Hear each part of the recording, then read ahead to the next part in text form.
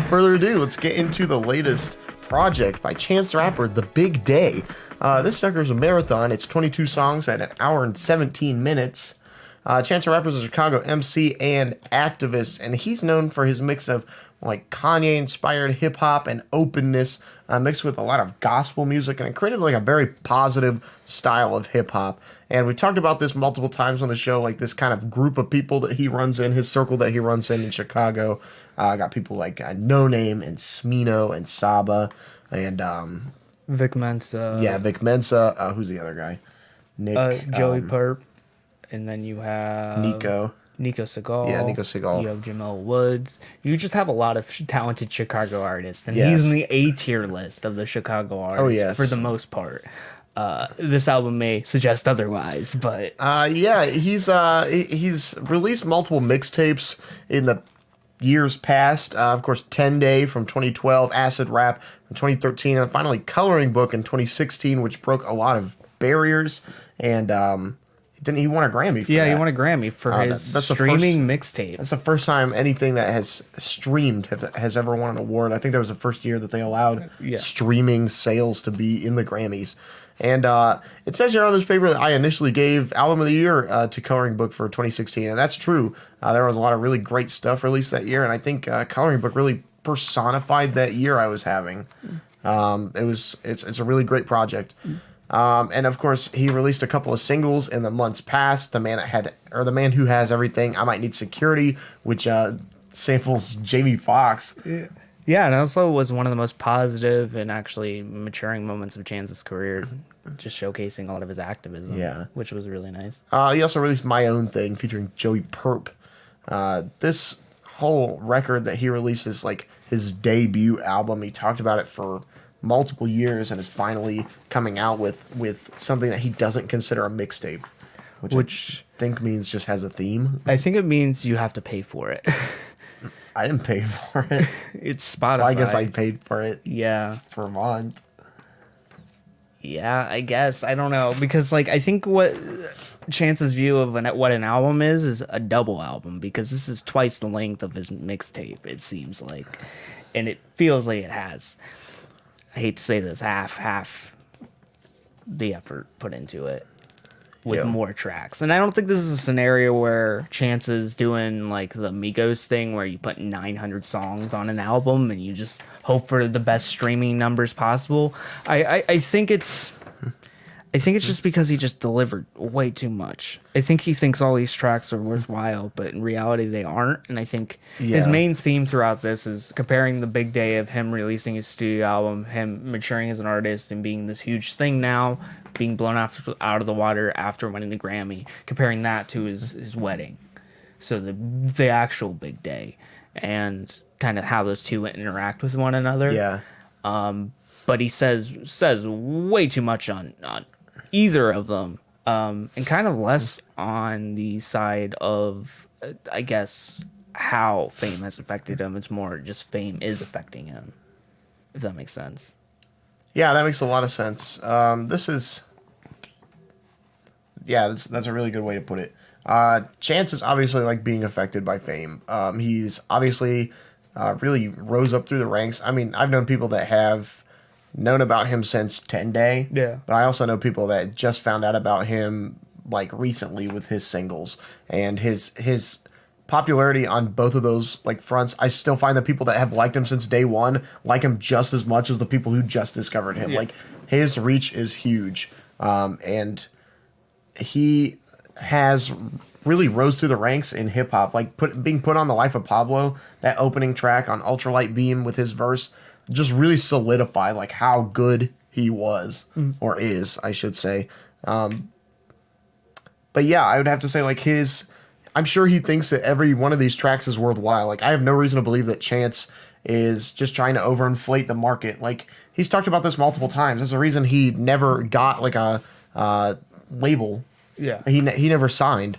He's been independent this whole time because he wants to make his music like worthwhile the way that he wants it to. And I think it's kind of sad to see how overinflated this ended up being, because I know that Chance wanted every track to be worth its while. Yeah. So going over a lot of this, I like the opening track all day long because I think it's immense. Basically all the themes of this album and just to one short track. Yeah. Whether it's him being independent, whether it's his activism, or whether it's his marriage, it's cemented in one track with terrific blending of him and John Legend. That gospel sense just fits with John Legend. Like the feature on that track makes sense. There's a lot of features on this album. I don't think all of them fit. They're not all credited. It's like a Tyler scenario. So one thing I think this thing unintentionally does wrong is it's doing DJ Khaled, Ed Sheeran feature culture, where it's literally just like, let's see how many names I can get on here. Even though they're uncredited, I think it still promotes that idea of the more features, the better, which is not always the case.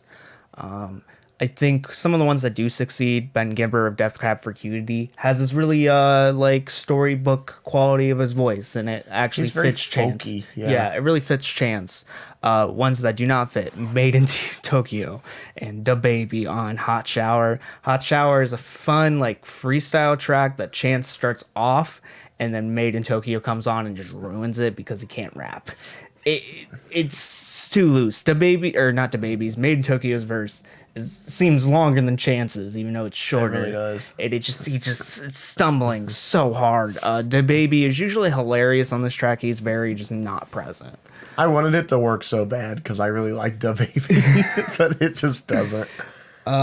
We have moments like Taylor Bennett and Coco Rosie. Coco Rosie is literally sampled through this track, but she ruins the energy when her vocal snippets come by. Yeah. Taylor Bennett's okay. Like, you sense the chemistry because he's Chance's brother, and they're talking about their upbringing as from being children to now, and how their father has raised them, and it just doesn't seem to work on Taylor Bennett's side. It's like the uncanny valley.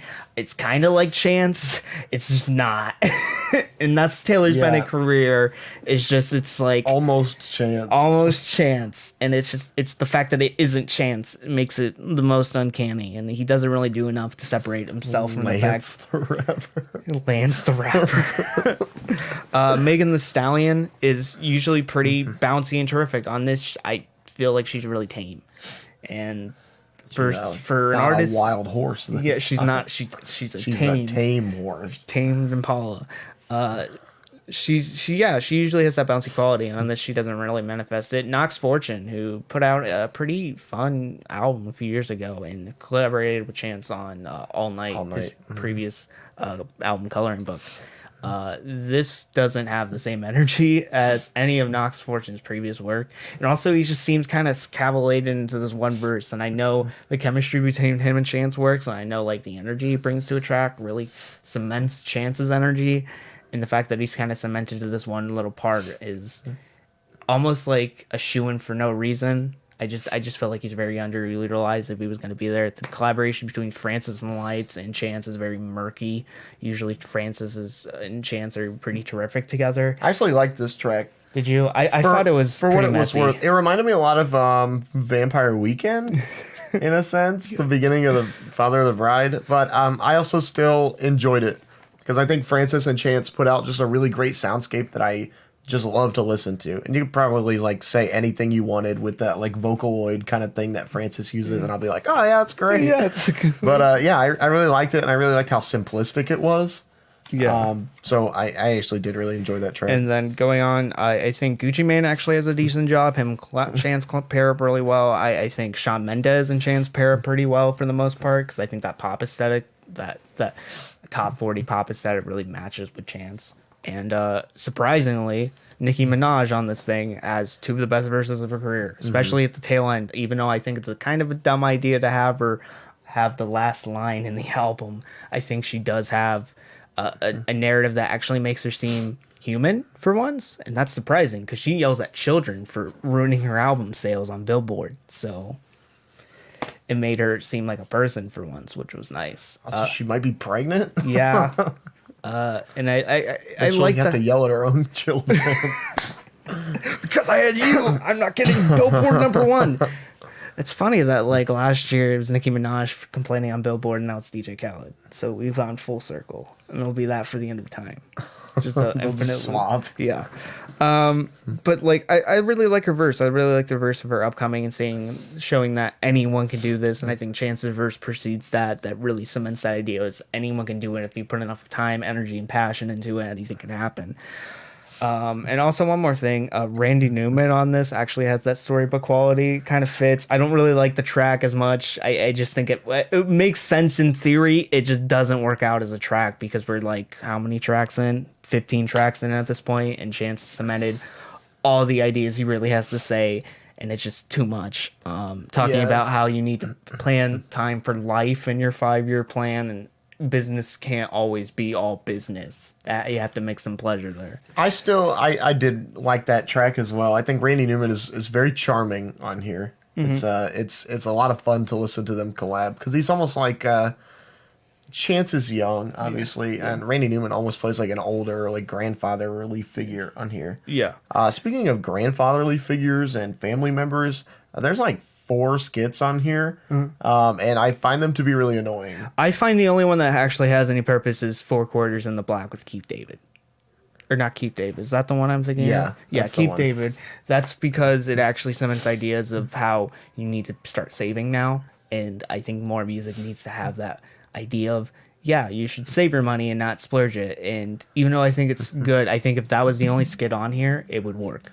Yeah. Because all the other ones are just like, they just feel like, I don't know, like comedy movie skits that have no purpose. Like they could literally be transcribed from a movie, be sampled, and like 2-minute scenes from like YouTube clips. Yeah, and be basically transcribed over to this. I also like 4 Quarters in the Black because it talks about like, not only like saving money, but also like it's the family telling Chance like what he needs to do. And Chance, again, has talked about this multiple times. Like he doesn't need to do anything. He doesn't need to sign. He doesn't need to make music. He just chooses to. But like this is something that everybody, I think, it goes through their family telling them what they need to do. But like, who knows better than you? Photo Ops is basically just the Maxo Cream dad skit from last week. But Maxo Cream's dad fucking slaps. He's the best hype man in the dad, business. but the dude on Photo Ops is John Witherspoon is just kind of boring. Yeah. It's literally the same skit. Yeah. Like, brother, why you fighting? We're brothers. You shouldn't be fighting. Let's take a picture. Maxo's Cream dad should just be his hype man. I think Maxo Cream's dad should have been on this.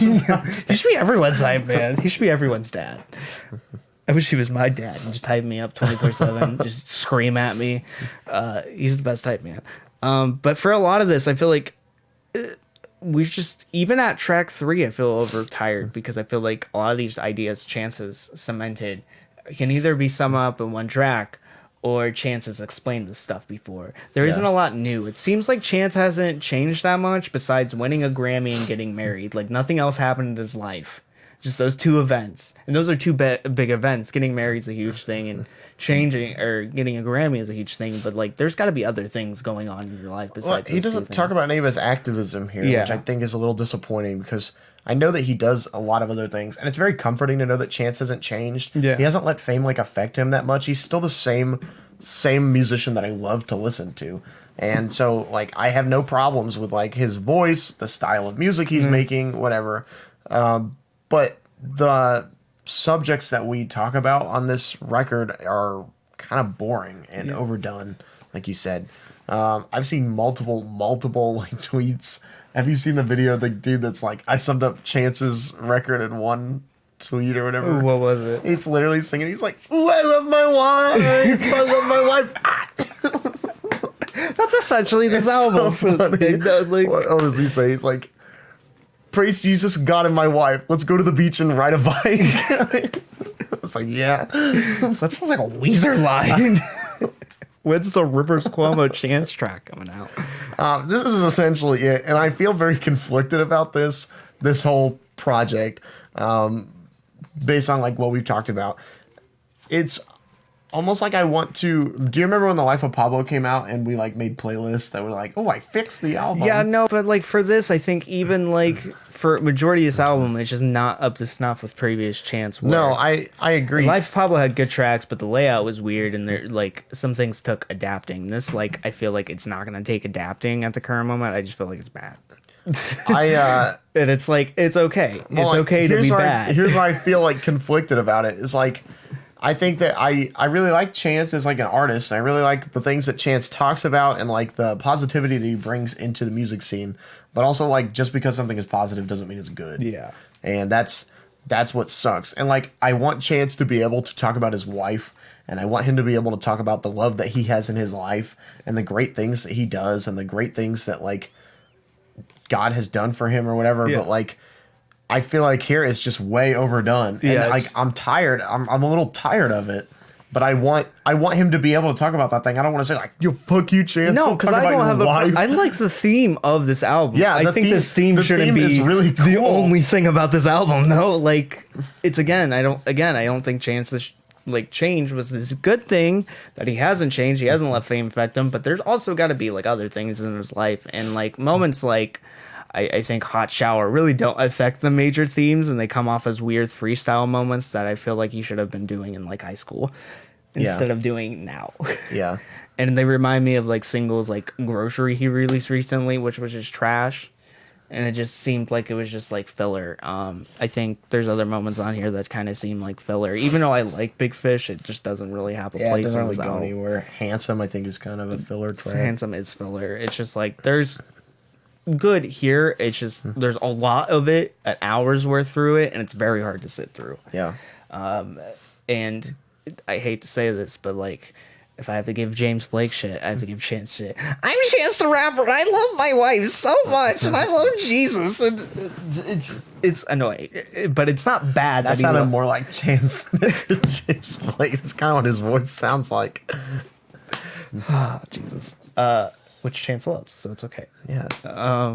But like I feel like Chance is just kind of taking a step back, and even Chance's previous work, I like Coloring Book, but I know Coloring Book has some filler to it. Yeah. And it would be hateful to say it wasn't. It would be wrong to say if it didn't, and like it did have filler features. Like Justin Bieber on that album made no sense.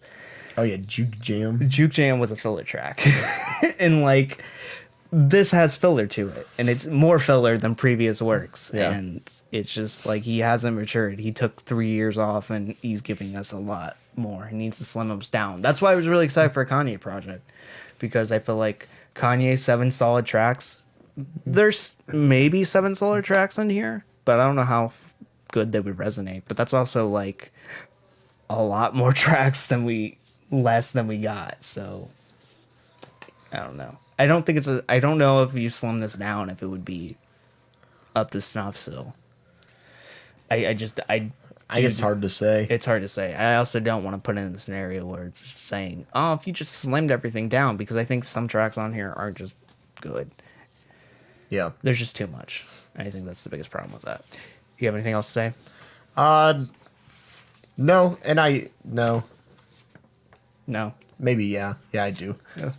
I can't go and say that this album is bad, because I don't think that it's bad, but I do think that it's way overinflated, and I think that like it's more of a disappointment than it is just a bad record. I could be mad if it was a bad record. I could be mad if this was like Chance's Speed and Bullet. I could be mad if this was like Chinese Democracy or something. What? The fact that you just made a Chinese Democracy diss is... Chinese Democracy sucks. I know, but it's just funny that was the first thing that came to your mind. It is. So, anyway, like these records are just blatantly bad. Chinese Democracy. And people know that. People know that they're just bad records. Weezer's record Hurley is just bad. But like, this isn't bad. This is just disappointing. I think it's bad. Because it was very hard for me to sit through. And it was very long. And a lot of themes are repetitive. But, like, that's your opinion. I'm not trying to change it. I'm just saying my opinion. Your opinion could be here. My opinion could be here. I like the soundscape created here. I like Chance still. I think that he's a good lyricist.